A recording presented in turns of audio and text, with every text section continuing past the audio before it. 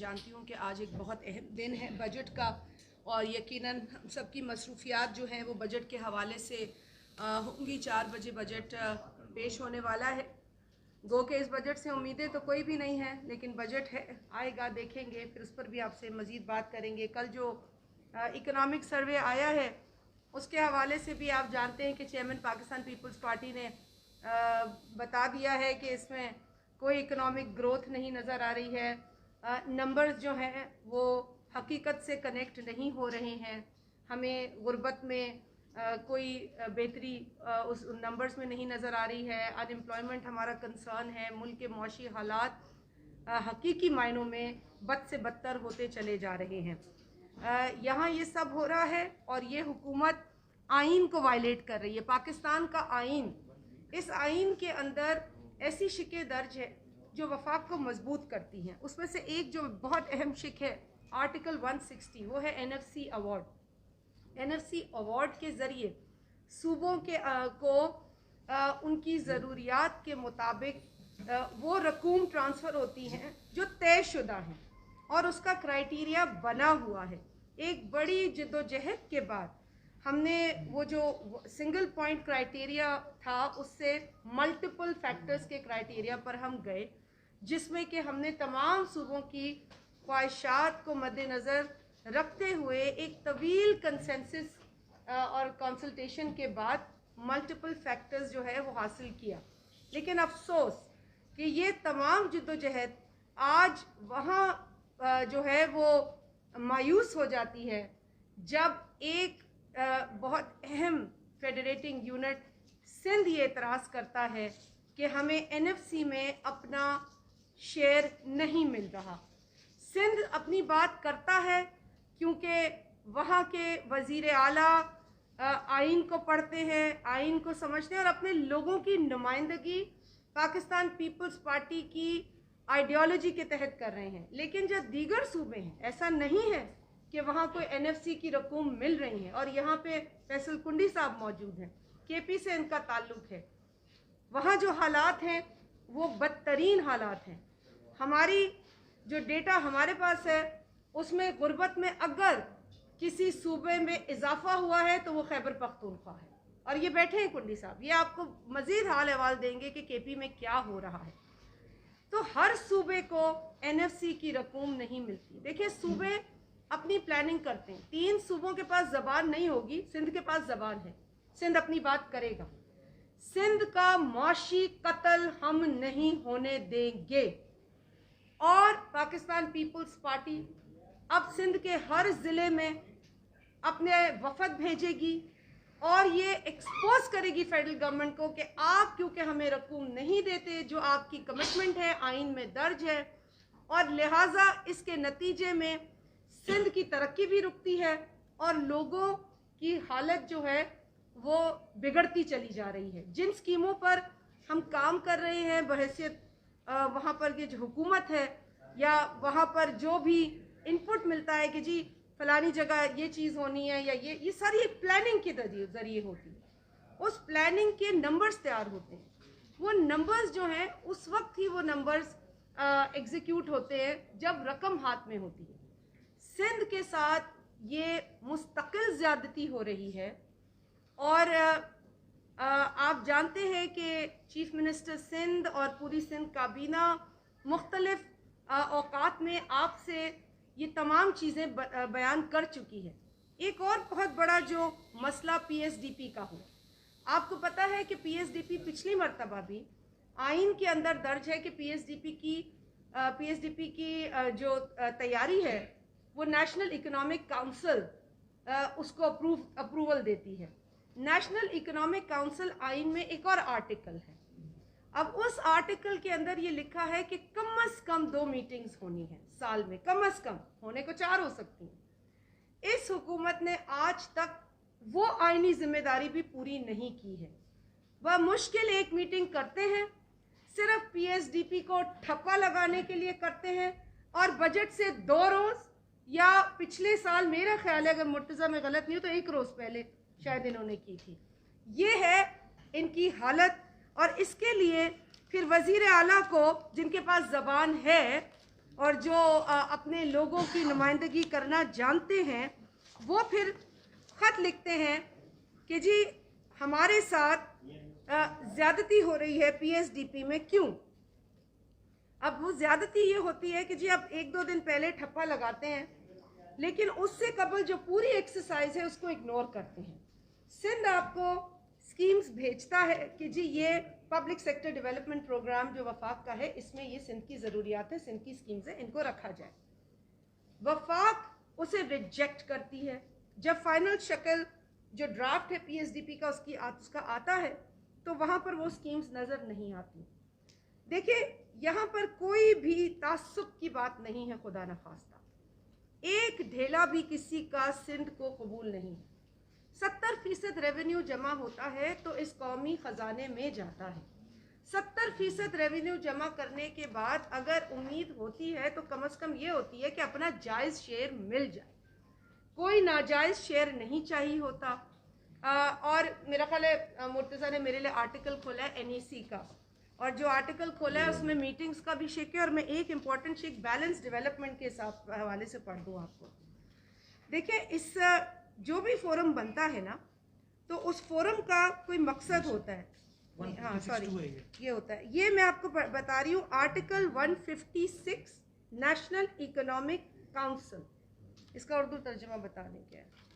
National कौमी मुआशी council. अब मुआशी काउंसिल, इक्तसादी काउंसिल, कौमी इक्तसादी काउंसिल। अब इस इक्तसादी काउंसिल का बहुत जो है गहरा ताल्लुक आपकी मईशत से है। उसमें ये मैंने एक पिछली प्रेस कॉन्फ्रेंस में भी ये पढ़ा था, आपको अगर याद, मैं दोबारा पढ़ती हूँ। इसका काम क्या है, जो इंश्योर है इसने क्या कराना है? Ensure balanced development and regional equity. मैं हरगिज़ नहीं चाहूँगी बलूचिस्तान में तरक्की ना हो, क्योंकि इससे वफाक कमज़ोर होती है। मैं हरगिज़ नहीं चाहूँगी कि पंजाब सफ़र करे, क्योंकि इससे वफाक कमज़ोर होती है। हम ये नहीं चाहेंगे कि केपी के साथ ज़्यादती हो, क्योंकि इससे भी वफाक कमज़ोर होती है। और हम ये भी हरगिज़ नहीं चाहेंगे कि सिंध को उसका जायज़ शेयर ना मिले, क्योंकि इससे भी वफाक कमज़ोर होती है। किसी एक इकाई के साथ ज़्यादती पूरी वफाक के साथ ज़्यादती है, और इसकी हम मज़म्मत करते हैं। फिर असद उमर साहब ने ऐसी ऐसी बातें की जो गैर मेयारी बातें थी, गैर मुनासिब बातें थी, और उन्होंने ऐसी बात की कि जो हम उन पीटीआई के उन लोगों से तो उम्मीद रखते थे जो गुफ्तगू नहीं करना जानते। लेकिन एक शख्स जो फाइनेंस मिनिस्टर रहा हो, एक शख्स जो आइन को जानने का दावेदार हो, वो फिर इस तरह के गैर मेयारी और नामुनासिब बयान दे तो हैरत होती है। लेकिन कोई बात नहीं, पीटीआई की अभी किसी भी हरकत से हैरत नहीं हो रही है, क्योंकि कल जो नेशनल असेंबली में हुआ वो काबिल मजम्मत है। 80 पॉइंट एजेंडा वहाँ रखा गया, वहाँ मुतअद्दिद बिल्स लाए गए, और उस बिल्स को जिस तरीके से पास कराया गया वो पूरी प्रोसीडिंग गैर आइनी और गैर कानूनी थी। ऐसे बिल भी लाए गए जो अभी तक कमेटी में पड़े हैं, कमेटी ने फैसला नहीं दिया।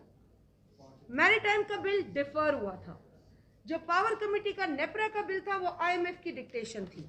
और अगर आपको मैं इसमें भी बता दूं उन्होंने क्या किया, मेरे पास वो बिल भी है, और पावर कमेटी की कल 2 बजे मीटिंग थी। पावर कमेटी की 2 बजे की मीटिंग में एजेंडा पे वो बिल था, और क्योंकि जो वज़ीर मौसूफ है वो 2 कमेटीज़ में नहीं आए, 2 मीटिंग्स में, तो लिहाजा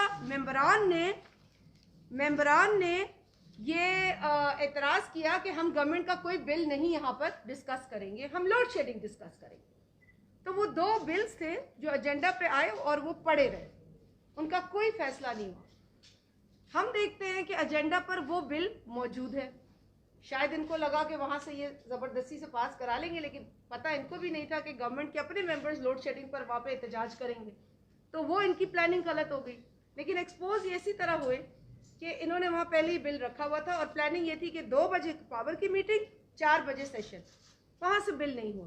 बावजूद इसके ये बिल आया भी, मतलब एजेंडा पे था तो, और हमाद अजहर साहब ने इस बिल को पास करवाया ज़बरदस्ती। अगेन ये गैर आइनी अदम था, आपकी जो ये रूल्स है इसके बिल्कुल ख़िलाफ़ था। मैंने इस पर शोर भी किया, मैंने कहा जी ये वो बिल है जो आज एजेंडा पे था। मुझे बहुत इधर उधर बताते रहे, मैं मानी नहीं, क्योंकि मेरे पास तमाम शवाहिद थे अपनी बात जो मैं कर रही थी उसके हवाले से। तो ये तो पीटीआई से अब कोई बईद नहीं है। इन्होंने पार्लियामान को जो है वो उसकी शक्ल इतनी बिगाड़ दी है कि किसी भी जी शऊर और जमहूरियत पसंद इंसान को आज ये सब देखकर तकलीफ हो रही होगी। कोई खुश नहीं हो रहा होगा कि पार्लियामेंट में क्या हो रहा है। मैं क्योंकि इस वक्त बजट का भी टाइम है, ये मैं ज़्यादतियों की बात कर रही थी, तो मेरे साथ ऑनरेबल मेंबर हैं यहाँ पर सिकंदर रापोटो साहब, और क्योंकि मैंने इनसे ख़ास इसलिए कहा था कि ज़रूर तशरीफ़ लाइएगा, सिंध के साथ होने वाली एक बहुत संगीन ज़्यादती जो है वो इनके हलके में हो रही है। वो जो रोड है जिसका जिक्र पहले भी आपके साथ चीफ मिनिस्टर साहब ने किया, मुर्तज़ा वहाब साहब ने किया, जामशोरो सेवन जो रोड का एक टुकड़ा है जिसके लिए 2015 और 15 में शुरू हुई बात और 17 में पेमेंट आपने की दिसंबर में। उस वक्त की हुकूमत ने भी कुछ अच्छा सलूक नहीं किया, इस हुकूमत ने तो सोने पे सुहागा हो गया। दिसंबर 2017 को 7 अरब रुपए जो कि उस वक्त की हुकूमत ने कहा कि 50-50 का बेसिस होगा, आप ये देंगे तो काम होगा। पहले तो उन्होंने कहा नहीं आप पहले दें फिर काम होगा, तो ये शर्त रख ली, तो वो पैसे हुकूमत ने दे दिए। ये हमारे नुमाइंदे बारहा पिछले बजट में भी इन्होंने उस वक्त मिनिस्टर कम्युनिकेशन को कहा, इन्होंने ये कम गो हैं, असेंबली में कम बोलते हैं, लेकिन इस इशू पे इन्होंने बाकायदा एहतजाज किया, आपको याद होगा। हालत यह है कि आज तक वो रोड नहीं बन पाया और उस पर भी जो है वो बयानबाजी हो रही है, लेकिन आवाम को रिलीफ नहीं मिल रही। NHA के रोड्स, ये हमें कहा जाता है कि बताएं कितने मोटरवे बनाए, आप मुझे बताएं कि किस सूबे ने कितने मोटरवे बनाए अलावा NHA के? क्या सूबे मोटरवे बना रहे हैं? अगर बना रहे हैं तो फिर सिंध से ये सवाल बनता है, और अगर नहीं बना रहे तो फिर आप सिंध के साथ ज्यादती कर रहे हैं और ये ताना मार रहे हैं सिंध को सिर्फ इसलिए कि आपको बुग़ज़ है, या आपको बुग़ज़ सिंध की आवाम से है या पीपल्स पार्टी का बुग़ज़ है। लेकिन आप ये भूल जाते हैं कि पीपल्स पार्टी नुमाइंदा है सिंध की आवाम की, तो अगर आप नुमाइंदे को गाली देंगे तो आप उसके पीछे खड़े हुए अवाम को भी उसी नज़र से देखेंगे जिस नज़र से आप उसके नुमाइंदों को देख रहे हैं। तो ये जुल्म सितम है। इसके अलावा बहुत सारे टॉपिक्स हैं। सेंसस का एक टॉपिक है, वो भी आपके सामने हमने रखा है, और उसके हवाले से आर्टिकल 157(4) है जिसके तहत चीफ मिनिस्टर सिंध ने, क्योंकि CCI ने एक गलत फैसला दिया, एक कंट्रोवर्शियल फ्रॉड सेंसस को अप्रूव किया, उन जमातों ने जिन्होंने बड़े वावेला मचाया था कि ये सेंसस कबूल नहीं है, उन्होंने भी पता नहीं किस कीमत पे अपना वो फैसला बदल दिया, ये हम नहीं जानते, लेकिन उन्होंने सरेंडर कर दिया और उन्होंने ठप्पा लगा दिया एक कंट्रोवर्शियल, एक फ्रॉडुलेंट डॉक्यूमेंट को, और उस सेंसस पर हमारा एतराज़ है, सिंध का एतराज़ है। अगर आप इंटरनेशनल एजेंसीज़ के जो सेंसस के ब्लॉक्स हैं उनको देखें और जो हमारे इस CCI के डिसीजन के अंदर जो नंबर्स दिए उनको देखें तो उसमें बहुत फ़र्क है, और वो फ़र्क जो है वो बहुत नंबर्स का है। अगर आपके पास सेंसस के नंबर्स ही गलत हो गए, अगर मुझे ये पता ही नहीं होगा कि मैंने कितने लोगों के लिए डेवलपमेंट करनी है, कितने लोगों के लिए सहूलत फराहम करनी है, कितने लोगों की फलाह बहबूद के मंसूबे बनाने हैं, तो फिर लाजमी है आपकी कोई प्लानिंग नहीं हो सकती। झूठ पर मबनी सेंसस CCI ने पास किया जिसको सिंध हुकूमत ने रिजेक्ट किया। लिहाजा इसलिए जब ये जो है मेजॉरिटी के बलबूते पे फैसला CCI में हुआ तो उसके बाद सिंध हुकूमत ने आईनी रास्ता इख्तियार किया। आर्टिकल 157(4) के तहत 154(7) आर्टिकल 154(7) के तहत उन्होंने रुजू किया है पार्लियामेंट से कि हम जॉइंट सिटिंग के ज़रिए इस इशू को यहाँ लाना चाहते हैं और ये हमारा राइट है। एक ये अब आ जाए जी, मैं आपको ये बता रही हूँ कि देखें, ये पढ़ी लिखी और सुलझी हुई अप्रोच होती है अपने मसाइल पर बात करने की। हमें कोई शौक़ नहीं है किसी का गिरबान पकड़ने का, किसी को अलग अलग किस्म की गाली देने का, किसी को मुक्का मारने का, किसी को थप्पड़ मारने का, ये हमें शौक़ नहीं है। हम हक पे हैं, लिहाजा हम अपनी बात को दलाइल से और आईनी रेफरेंसेस से बयान करेंगे। ये एक और बात है पानी की। देखिए, पानी की किल्लत है और बहुत अफसोस है कि पीटीआई की वफाकी हुकूमत ने इसको तासुब का रंग देने की पूरी कोशिश की है। पानी का मसला कभी भी मेरी नज़र में वो वैसे ही इतना संगीन मसला होता है, उसमें कभी भी रंग, नस्ल, सूबा नहीं आना चाहिए। जो असल हकीकत है वो है पानी की तकसीम। 1991 में एक वाटर अकॉर्ड साइन होता है, पीपल्स पार्टी की रिजर्वेशन होती है, बावजूद इसके सीसीआई एक फोरम है आईनी, उसकी तरफ से अप्रूव होता है, हमें वो कबूल है। अब उसके पैरा 2 के अंदर पानी के एलोकेशंस दर्ज हैं। हमारा सिर्फ सिंपल सादा मुतालबा है, कोई चांद तारे नहीं चाहिए हमें, सिर्फ पानी की एलोकेशन उस पैरा में दर्ज नंबर्स के हिसाब से कीजिए। 10 डेलीज एक फॉर्मेट था, उस पे ये चलता है काम और उसी के तरीके से हमें पानी चाहिए। और जो एक प्रिंसिपल सेट था कि शॉर्टेज में लिंक कनाल्स को नहीं खोला जाएगा, ये फ्लड कनाल्स कहलाएंगी, क्योंकि ये जब पानी की मिकदार ज़्यादा होगी, फ्लड सिचुएशन होगी, उस वक्त ये 2 लिंक कनाल्स इस्तेमाल होंगी, चश्मा जेलम और तौसा पंचनद। अफसोस के साथ 1991 अकॉर्ड मुस्तकिल वायलेट हो रहा है और वो टीम जिसका वजूद ही 1991 अकॉर्ड में दर्ज पानी की तकसीम के लिए था, वो इसे वायलेट किए जा रही है और उसको शय दे रही है वफाकी हुकूमत। ये वफाकी हुकूमत इस मुल्क में झगड़े कराना चाहती है, ये वफाकी हुकूमत इस मुल्क में बलवा कराना चाहती है। ये चाहती है कि पंजाब का भाई सिंध के भाई से लड़े, खैबर पख्तूनख्वा का भाई पंजाब के और बलूचिस्तान के भाई से लड़े। ये इसकी सोच है, इसकी वही सोच है जो जनरल ज़िया की सोच थी कि लोगों को तोड़ो और उन पर हाकमियत करो। लेकिन जनरल ज़िया का जो हशर हुआ, उसकी सोच का जो हशर हुआ, वो आपके सामने है।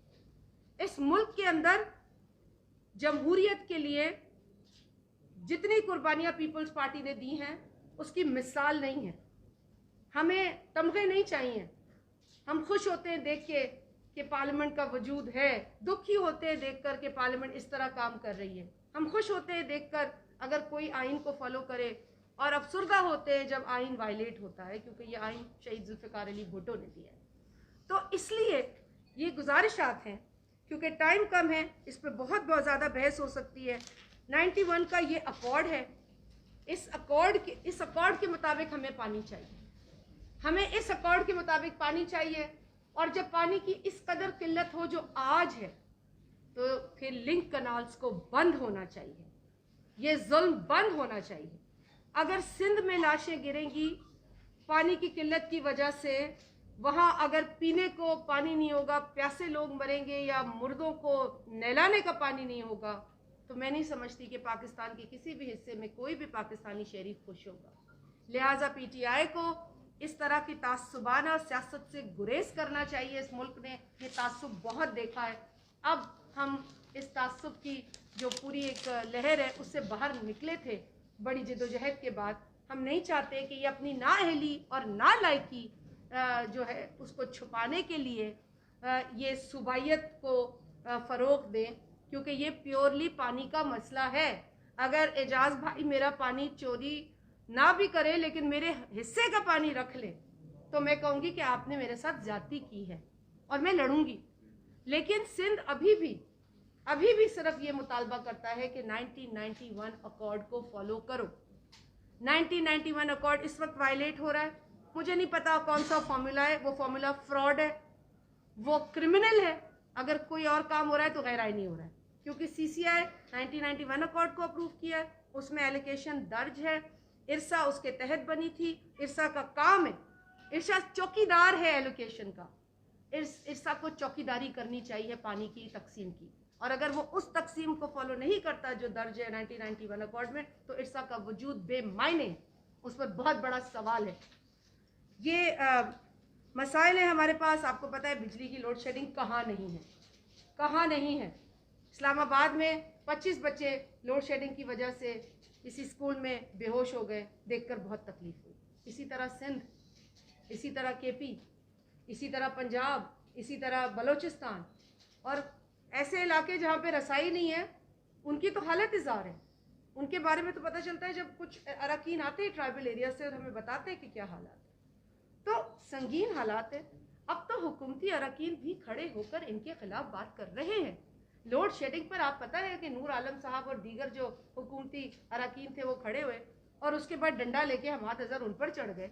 बहुत आप लोगों ने देखा उस दिन, तो हमें कहने की भी ज़रूरत नहीं थी, हमारा दर्द वही बयान कर रहे थे, क्योंकि इन लोगों को भी जाना है अपने हलके में। हम तो कई अरसे से कह रहे हैं इनको भी जाना है, ये कैसे जाएंगे?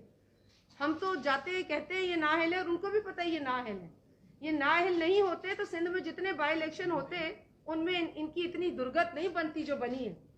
कराची की सीट जीती हुई पे आज 6ठे नंबर पर ये खुद आए उस पर। तो अगर कुछ भी चले, मैं कहती हूँ कुछ अच्छा कर लेते तो दूसरे तीसरे पे इलेक्शन के तो नतीजा कुछ भी हो सकता है, लेकिन ये तो 6ठे पे आए, इनको तो फेंका लोगों ने 6ठे पे ये पटखा जाके। और वो बदीन में क्या पटखा, बदीन में कितना पटखा, 650 या 650 वोट ले, वो 650 वोट लेकर मुतालबात बड़े करते हैं और ख्वाहिशात बड़ी है, लेकिन फिर उस तरीके से लोगों के लिए कुछ करें भी। ये नहीं है कि आप सेंसस पर जो है सौदा कर लें। सेंसस पर सौदा करने वाले लोग बैठकर आप लोगों के साथ सिंध की हुकूमत को गालियां दे रहे हैं। पानी के लिए शोर ना मचाने वाले लोग बैठकर सिंध की को दुहाइयां दे रहे हैं। पीएसडीपी में सिंध के साथ ज्यादती होने के बावजूद अपने जो उनके महल खड़े हुए हैं उन तक अगर उनको रोड मिल जाता है तो उसमें वो खुश हो जाते हैं। सो ये जहन है। वो जो अंग्रेज़ों के साथ भी होते थे सेपॉइज, जब अंग्रेज़ आए थे तो यही सीएम साहब ने कहा था ना, वो वाइस रॉय वाला सलूक है। तो चंद होते थे सेपॉइज, वो तो मुट्ठी भर आए थे। ये यहाँ वाले थे जो मिल गए थे जिन्होंने अपने लोगों पर आके अटैक किया था।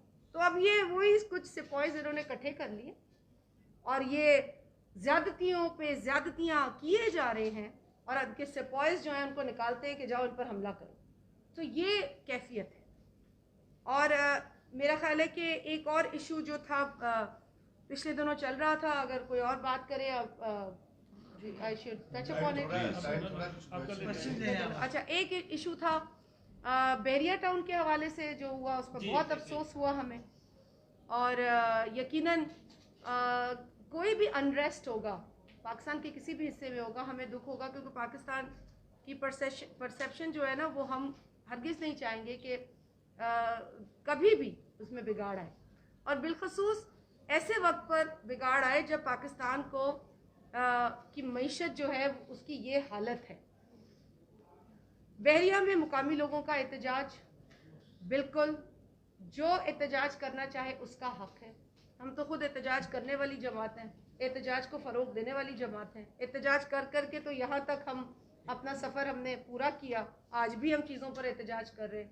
एहतजाज जमहूरी हक है लोगों का। एहतजाज के दायरे यकीनन हो सकते हैं। मैं अपना एहतजाज कर सकती हूँ, लेकिन एजाज भाई का सर नहीं फाड़ सकती। नहीं, वो आप चाहते हैं, मैं नहीं फाड़। तो मेरा एहतजाज ये ज़रूर हो सकता है कि इन्होंने मुझे एक बहुत बुरा मैसेज भेजा था, लेकिन ये नहीं हो सकता कि मैं उसका बदला किसी तरीके से लूँ और उसमें वायलेंस भी आए, उसमें बलवा भी आए, उसमें मैं इनका घर भी जाके तोड़। तो ये वो एहतजाज है जो पीपल्स पार्टी ने कभी नहीं किया। आप तारीख उठा के देख लें, 12 में किसने लाशें गिराई और कौन मैदान में निहत्ता खड़ा था, आप ये उठा के देख लें।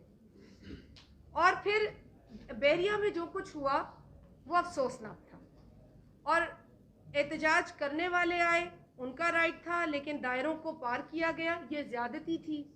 अमलाक को नुकसान या गेट को जलाना, या वो जो एक आदमी लंदन बैठा है, लंदन से पहले जहर उगल के फसाद कराता था पाकिस्तान में, बिलखसूस कराची में, उसकी तस्वीर लेकर और पाकिस्तान के ख़िलाफ़ नारे लगाकर ये एहतजाज जो है, ये किसी जी शऊर पाकिस्तानी या जी शऊर शहरी को या सिंध धरती से मोहब्बत करने वाले को पसंद नहीं है। तो ये एक पॉइंट है जो बहुत अहम है। यहाँ पर हमने तो उबाड़ों पे कमू शहीद के मुकाम पर बैठ के शहीद बीबी ने कालाबाग डैम के खिलाफ धरना दिया। वो जून जुलाई की गर्मी में वहाँ बैठी जाके, वहाँ कोई बदअमनी नहीं हुई कभी। ये वो एहतजाज जो हमने किए और एहतजाज लोग करें, लेकिन उसके नतीजे का में जो हुआ वो बहुत अफसोसनाक है। उससे जो तासुर मिला कि जी यहाँ कोई काम नहीं कर सकता, यहाँ कोई नई बिल्डिंग नहीं खड़ी कर सकता, यहाँ कोई बाहर से आकर रह नहीं सकता, वो इनसिक्योर है। हमारे कई अजीज़ वहाँ रहते हैं, बहरिया टाउन में रहते हैं।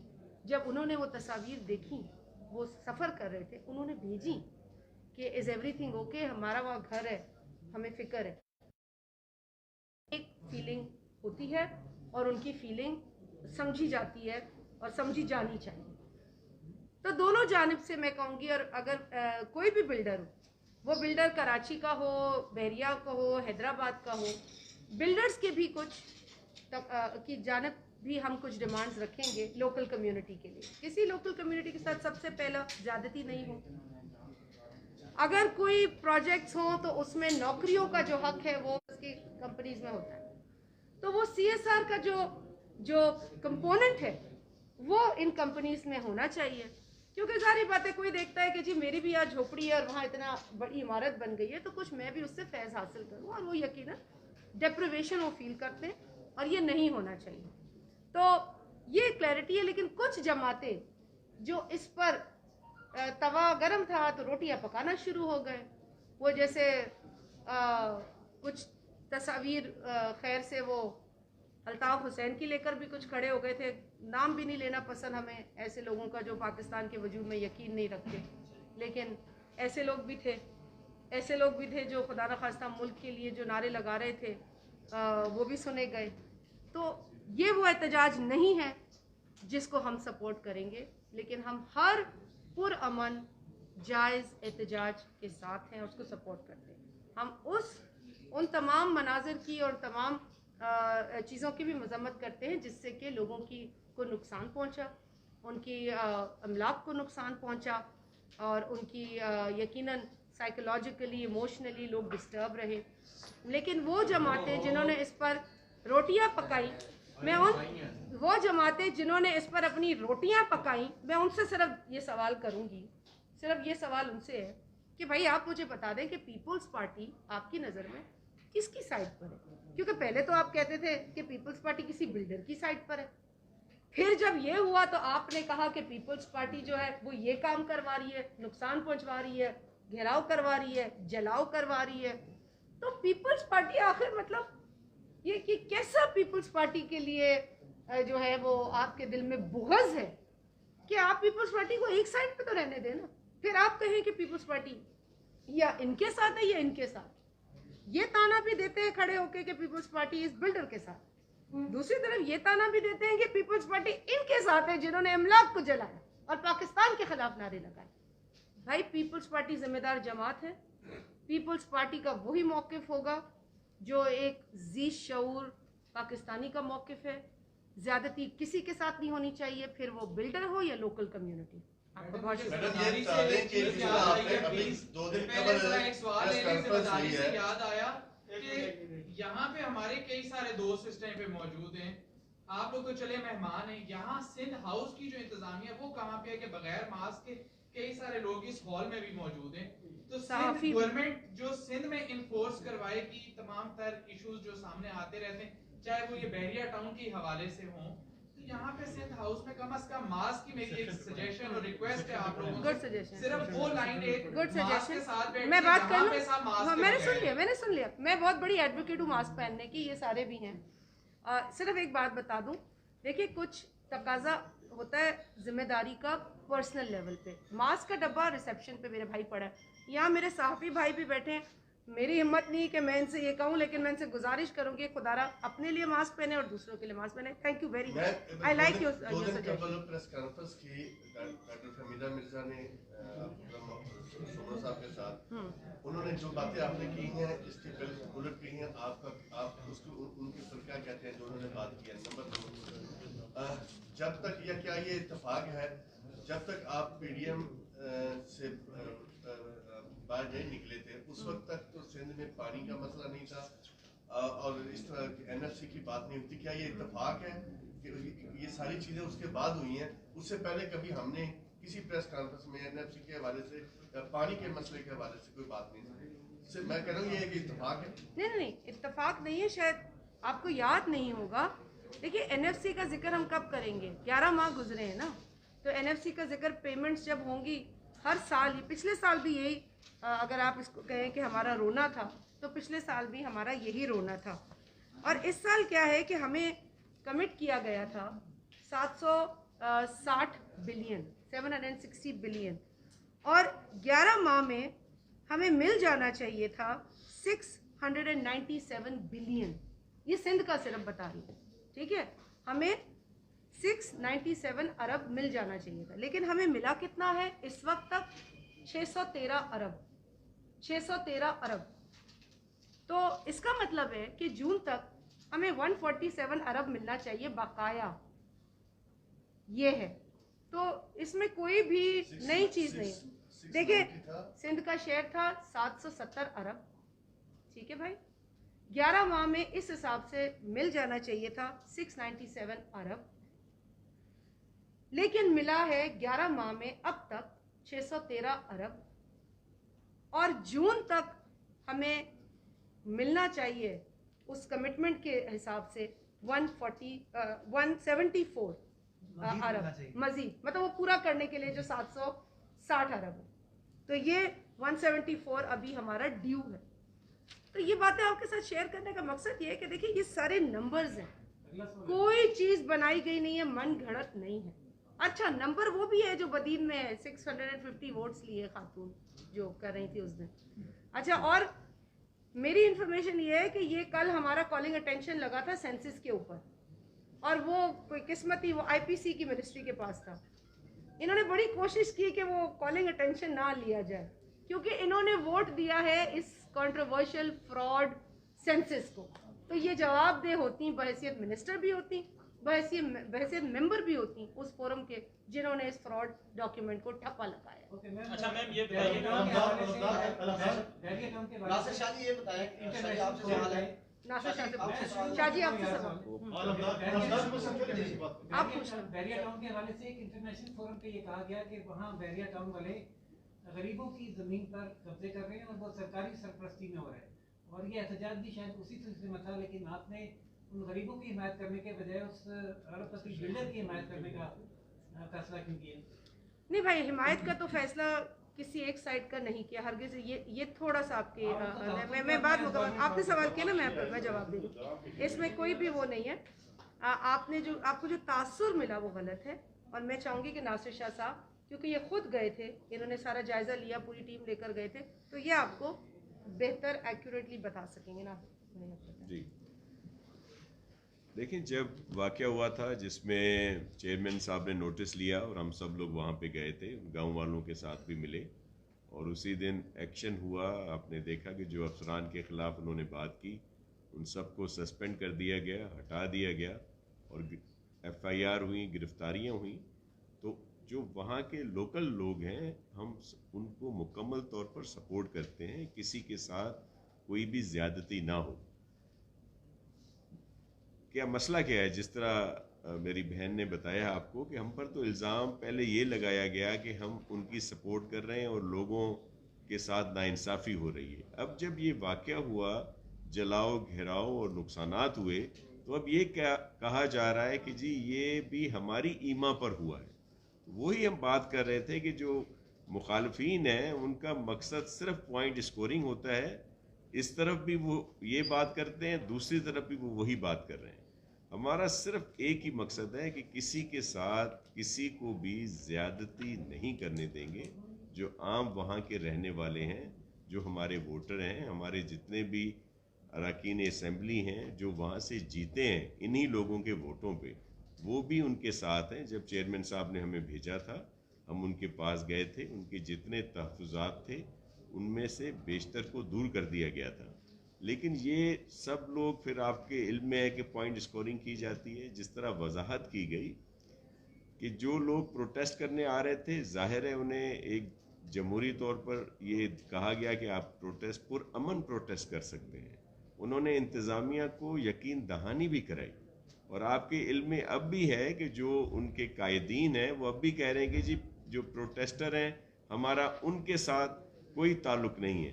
तो हम भी आपकी तवस्सुत से ये वजाहत करना चाहते हैं कि जो लोग जिन्होंने नुकसान पहुंचाया, जिन्होंने पाकिस्तान के ख़िलाफ़ नारे लगाए, जिनके हाथों में इल्ताफ़ की तस्वीर भी थीं और दीगर लोगों की भी तस्वीर थी जो खुलकर पाकिस्तान के ख़िलाफ़ बात कर रहे थे, और जिन्होंने लोगों की इमला को नुकसान पहुंचाया, जिनके footage, clip social media, national media सबके पास हैं, उन पर एक्शन ज़रूर होगा। दीगर अगर कोई लोग बेगुनाह हैं, कोई दीगर गिरफ्तार हुए हैं, तो ज़ाहिर है कानून के मुताबिक उन सबको रिलीफ मिलेगा। लेकिन जिन लोगों के लिए सबूत हैं, जो लोग मुलविस हैं, उनको किसी भी तरह नहीं छोड़ा जाएगा। अब इस चीज़ को बुनियाद बनाकर किया क्या जा रहा है कि एक तरफ तो वही लोग थे जो इस तरह की तस्वीर उठाए हुए थे पाकिस्तान के ख़िलाफ़ और पाकिस्तान पीपल्स पार्टी के ख़िलाफ़ नाराबाजी कर रहे थे।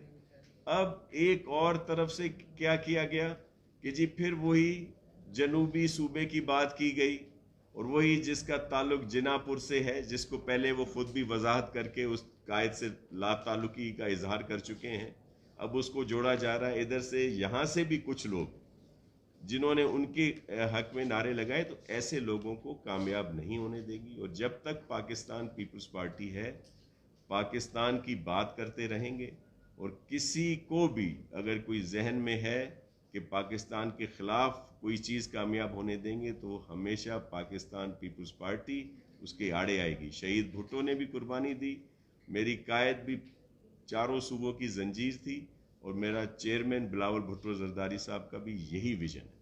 अच्छा, आखिरी सवाल ले लें आप। शादी ये बताएं कि अगर कोई सूबा अच्छा काम करता है तो वफाक का तो बनता है कि उसको सपोर्ट करे। सेहत के हवाले से हमने खुद भी यहाँ पर मुफ्तदा वहाब ने भी एक कॉन्फ्रेंस की थी भाई ने कि जो वहाँ पर दिल के अमराज के हवाले से और खासकर गुर्दे के हवाले से वहाँ पर आप इलाज दे रहे हैं मुफ्त और आलमी सतह के अस्पताल हैं, तो हुकूमत को चाहिए था कि हुकूमत उसे सपोर्ट करती। लेकिन हमने देखा कि उनकी निजकारी की बात की गई और फंड्स रोके गए, और अब मजीद फंड्स रोके जा रहे हैं। तो आप क्या कहते हैं कि ये जो सिंध की आवाम या जो कराची में तो उन्होंने मैंडेट भी लिया, लेकिन उसके बाद जो आवाम ने ज़िमनी इलेक्शन में इन्हें मुस्तरद किया, तो ये क्या आवाम को उसका वो देना चाहते हैं, यानी कि आवाम को जवाब देना चाहते हैं, या पीपल्स पार्टी के साथ तासुब है? देखिए, ये इन्होंने पूरी कोशिश की थी कि जिस तरह इन्होंने दीगर जगहों पे लोगों को मामू बनाया या इनको सिलेक्ट कराया गया आरटीएस के ज़रिए या जो भी है, तो सिंध में भी पाकिस्तान पीपल्स पार्टी की हुकूमत ना बने। लेकिन अल्लाह की मेहरबानी से और चेयरमैन बिलावल भुट्टो ने जो पूरे सूबे का दौरा भी किया, दीगर जगहों पे भी वो गए थे, और अवाम ने भरपूर हमें उसका वजह से कामयाब कराया। और आपने देख लिया कि 2008 और 2013 से भी ज़्यादा नशिस्तें सिंध में पाकिस्तान पीपल्स पार्टी को मिली। और फिर उसी दिन से इन्होंने शुरू कर दिया, गवर्नर रूल की बात करना शुरू कर दी, चीफ मिनिस्टर सिंध को डिस्टर्ब करने के लिए मुख्तलिफ झूठे केसेस और मुख्तलिफ रेफरेंसेस उनके खिलाफ दायर करने की कोशिश की गई, बल्कि किए ताकि सिंध तरक्की ना कर सके। वाहिद सूबा सिंध है जहाँ पे ये तरक्की का सफ़र जारी है। हेल्थ की जो आपने बात की, मुझे बता दें पूरे मुल्क में कहीं दिल के इस तरह मुफ्त इलाज हो रहा हो, जो लिवर ट्रांसप्लांटेशन है, किडनी की ट्रांसप्लांटेशन है, और इसका कैंसर का इलाज है, दीगर और बहुत सारी चीज़ें जो वहाँ पे हैं, लेकिन कहीं और इसका नहीं। लेकिन हमेशा इल्ज़ाम हम पर लगाया जाता है। अगर गुर्बत की बात की जाए, SRSO के जरिए सिंध गवर्नमेंट सिंध में काटता है, पाकिस्तान में कहीं कुत्ता नहीं काटता। SRSO की उससे सपोर्ट सिंध गवर्नमेंट ने सपोर्ट की और लाखों खवातीन को अपने पैरों पर खड़ा किया। ये जो डॉग बाइट्स की बात जो कर रही हैं, आप उनके नंबरिंग लें, और मैं तनकीद नहीं कर रहा, लेकिन हमारे किसी दीगर सूबा जो दूसरा सूबा है उसके एक डिवीजन के नंबर्स हमारे पूरे सूबे के केसेस से ज़्यादा हैं, लेकिन एक भी नहीं होनी चाहिए। हम तो इस पे भी हैं कि एक डॉग बाइट भी नहीं होना चाहिए, लेकिन उसके लिए काम चलाया जा रहा है। लेकिन हमेशा जो तनकीद का निशाना बनाया जाता है वो सिंध को बनाया जाता है, हुकूमत सिंध को, पाकिस्तान पीपल्स पार्टी को। हालांकि सबसे ज़्यादा बेहतर डिलीवरी जो है वो सिंध गवर्नमेंट की है। अच्छा, वो एक नंबर सही कर ले। वो मैंने 760 बताया था ना, 760 माइनस 613, तो अभी हमारे 147 जो है जून तक उनको दे। अच्छा, मैं सिर्फ आज की डेट में 84 बिलियन कम है आज।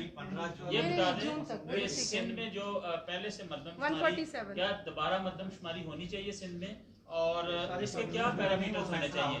जी, हमारी नज़र में तो मरदमशुमारी जो पहले से हुई जो है, की गई मरदमशुमारी है उसके अदाद-ओ-शुमार में कितना फर्क है? अच्छा, अगर टाइम है आपके पास तो मैं आपको थोड़े से नंबर्स दे दूं, अगर आपके पास वो टाइम है। हाँ नहीं, मगर वो मैं सिर्फ आपको एक अंदाज़ा बता दूं कि because I have some figures here कि देखिए पॉपुलेशन जो है ना वो उसकी अंडर काउंटिंग हुई है, ठीक है ना। मतलब इस कमरे में अगर मैंने कोई अरेंजमेंट किया है, चाय पानी आएगी, तो लाजमी है कि यहाँ के 50 बंदे होंगे तो वो 50 को पूरा होने चाहिए। लेकिन अगर यहाँ मैं कहूँ जी 30 बंदे हैं, तो वो अंडर काउंटिंग जो है ना वो आपके हर चीज़ पे इफेक्ट होती है। यहाँ कुर्सियाँ कितनी हैं, यहाँ कितना पानी आना चाहिए, कितना चाय आनी चाहिए, सारी चीज़ें, ये बहुत सिंपल चीज़ होती है।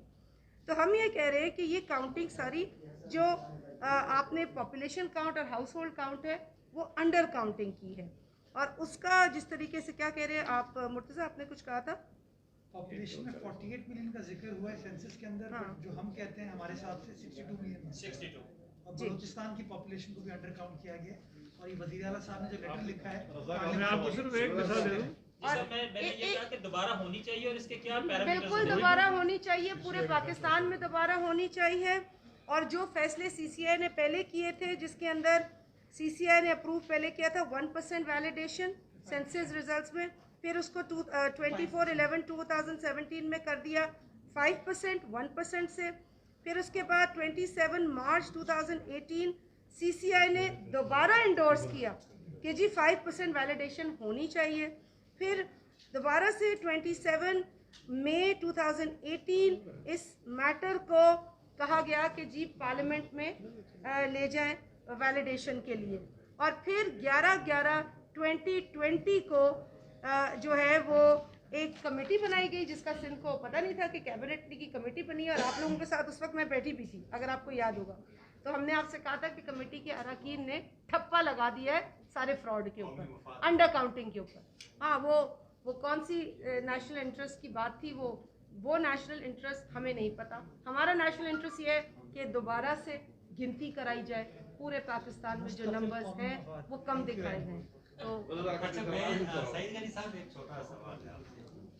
जिस दिन बैरियावाला वाकया हुआ उस दिन शाम को यहाँ प्रेस कॉन्फ्रेंस की एमपीएम ने, उसके बाद एक सूरत दूसरी भी जा रही है कि 15 जून को उन्होंने सूबे का भी रखा है।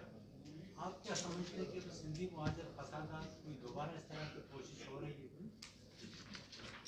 देखिए, इसमें मुझे तो कम से कम कोई शुबा नहीं है कि ये जो सारा इवेंट हुआ है उसके पीछे मकसद ही लगता है। आप अगर आज से 3 दहाइयाँ पहले चले जाएं, पीछे चले जाएं, तब भी जो ये फसादात हुए पूरे सिंध में, सिंधी मुहाजिर फसादात हुए, फिर उसके बाद पठानों के साथ हुए, पंजाबियों के साथ हुए, हर कम्युनिटी के साथ झगड़े हुए, और इस किस्म की सूरत पैदा करके पॉलिटिकल बेनिफिट उठाया गया। और ये बात मैं हमेशा कहता हूँ कि एमक्यूएम हमेशा ये चाहती है कि उर्दू बोलने वालों को डराए, कभी सिंधियों से, कभी पठानों से, कभी पंजाबियों से, ताकि उन्हें कहे कि तुम्हें आज ये मारेंगे, कल वो मारेंगे, बचा के उनको अपने शेल्टर में लाने की कोशिश करें। एमक्यूएम के लोगों की प्रेस कॉन्फ्रेंस अगर आप जाके सुने, जो उन्होंने बैरिया टाउन में जाकर की, उससे आपको नफरत और जहर के अलावा कुछ नज़र नहीं आएगा। जो लोग 12 मई को कत्ल गारत करते हों, जो बल्दिया फैक्ट्री में लोगों को जिंदा जलाते हों, जिन्होंने कराची शहर में, हैदराबाद में तबाहियाँ फेर दी बंदों को मार मार के, उनको चंद ऑफिस जलने पर तकलीफ हो रही है, मुझे समझ में नहीं बात। अगर हम करें तो समझ आता है ना, कि जी चले दुकान चल गई तकलीफ होती है, इनको तो बंदे चलाने पे तकलीफ नहीं होती थी, ये दुकानें चलाने पे तकलीफ कर रहे हैं। इन्होंने इस मौके से फ़ायदा उठाने की कोशिश की है और ये जो 15 तारीख का बता रहे हैं, 15 को सिंध एक्शन कमेटी भी करने जा रही है, 15 को ये भी करने जा रहे हैं। और मुझे इम्कान है, मुझे लग रहा है, अल्लाह ना करे ऐसा हो कि ये दोनों मिलकर कोई ऐसी सूरत हाल पैदा करेंगे जिससे दोबारा शहर के अंदर ये सूरत हाल नफरत की जो हालात पैदा हों, एक दूसरे के खिलाफ नफरत पैदा हों और खूनरेजी हो। मैं तमाम उर्दू बोलने वाले भाइयों से जो अमन चाहते हैं, मैं तमाम उन सिंधियों से जो अमन चाहते हैं कि इस गंदे खेल का हिस्सा ना बने, इनके चेहरों पर जो नकाब है उसको उतारें। ये पाकिस्तान के हक में नहीं है, ये सूबा सिंध के हक में नहीं है, कराची शहर के हक में नहीं है, उर्दू बोलने वालों के हक में नहीं है, सिंधी बोलने वालों के हक में नहीं है। जिस किस्म की हालत वहाँ पैदा करने की कोशिश की जा रही है बहुत ख़तरनाक है। और पीपल्स पार्टी इसी वजह से अपना एक किरदार अदा करके सूबे में अमन बरकरार रखने की कोशिश कर रही है कि जो गंदा खेल खेलने की कोशिश हो रही है हम उसको एक्सपोज करें, उसको नाकाम बनाएं। बहुत शुक्रिया आप लोगों का। चलिए।